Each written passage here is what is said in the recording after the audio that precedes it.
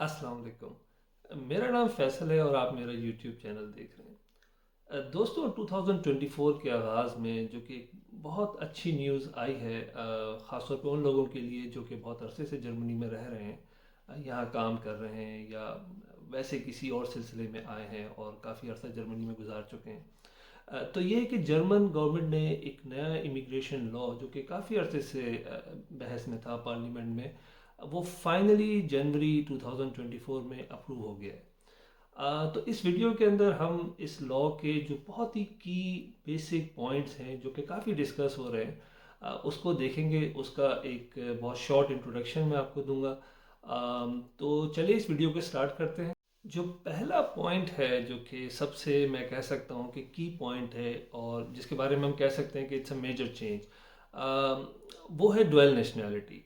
पहले ये सहूलत सिर्फ जो ईयू कंट्रीज़ हैं उनके लिए थी, यानी अगर आप कोई ईयू कंट्री के शहरी हैं और आप जर्मन नेशनैलिटी हासिल करना चाहते हैं, तो आप दोनों पासपोर्ट्स या दोनों नेशनैलिटीज़ अपनी रख सकते थे।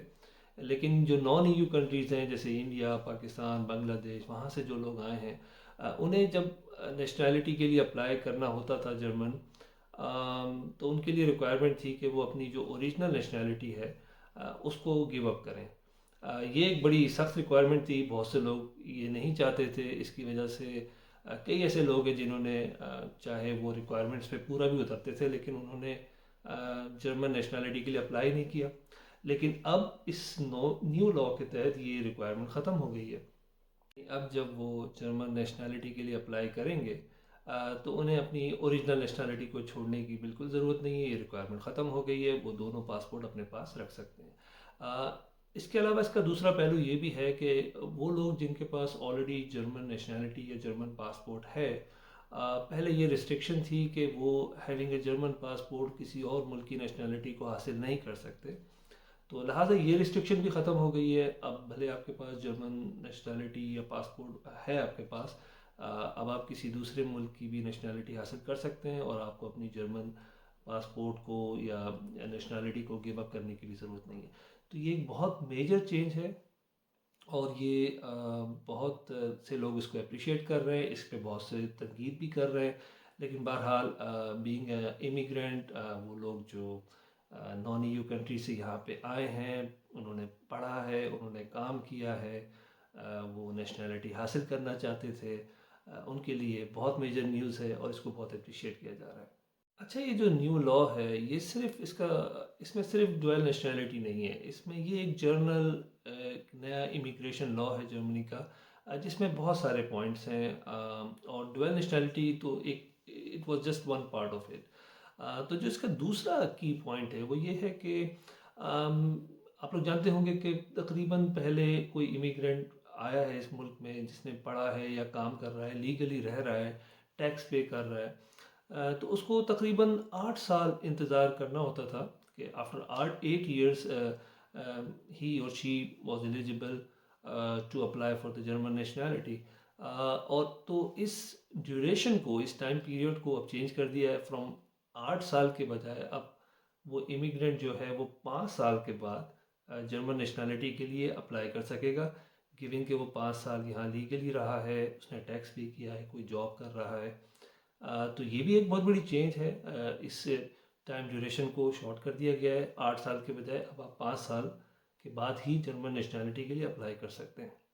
इसके अलावा इसमें यह है कि कोई एक्स्ट्रा ऑर्डनरी सिचुएशन है, यानी आप बहुत हाईली क्वालिफाइड कोई हैं या आपने कोई बहुत ही हाई एजुकेशन या किसी और प्रोफेशन में बहुत हाई अचीवमेंट की है या लैंग्वेज के अंदर कोई बहुत हाई प्रोफिशेंसी दिखाई है आपने, तो उस केस के अंदर ये टाइम 5 साल के बजाय 3 साल भी हो सकता है। अच्छा, जो तीसरा की पॉइंट है इस लॉ का, वो बच्चों से मुतालिक है। तो पहले ऐसा था कि जैसे बच्चों को जो जर्मन नेशनैलिटी या जर्मन पासपोर्ट मिलना होता था, उसकी कंडीशन ये है कि या तो पेरेंट्स में दोनों, मियाँ और बीवी दोनों, फादर मदर दोनों जर्मन नेशनल अगर हैं तो ऑटोमेटिकली जर्मन नेशनैलिटी या जर्मन पासपोर्ट मिल जाएगा बच्चे को। लेकिन अगर दोनों में से कोई एक भी है नेशनल, तब भी ये पॉसिबिलिटी थी। अगर दोनों नहीं है तो फिर कंडीशन ये थी कि दोनों में से या फादर या मदर दोनों में से कोई एक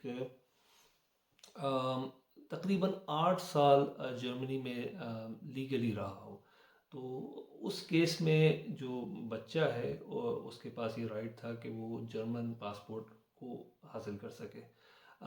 تو اب اس نیو لاء کے اندر یہ جو ریکوائرمنٹ ہے، یہ ٹائم پیریڈ بھی شارٹ کر دیا گیا ہے، یعنی فرام 8 ایئر اس کو بھی 5 سال کر دیا ہے کہ اگر یا تو فادر یا مدر دونوں میں سے کوئی بھی جرمنی میں اگر لیگلی 5 سال وہ رہ چکا ہے، تو جو ان کا بچہ ہے اس کے پاس یہ رائٹ ہے کہ وہ جرمن پاسپورٹ حاصل کر سکے۔ تو یہ دس از اندر میجر چینج۔